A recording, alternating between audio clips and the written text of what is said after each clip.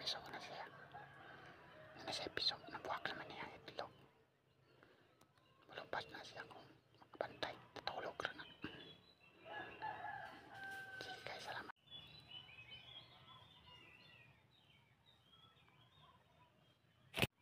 Ito na yung mga pispis ng ano, frog mouth. Yun. Kahapon wala pa to, ngayon lang to. Baka kanina or kagabi lang to, no. Yun. Yun ang mga ano nila. Yun. Na may boses.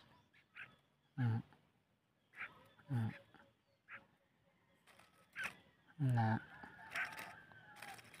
bukso. Diara mo. Na ano nilang itlog guys, oh. Pusa na. O kabuok.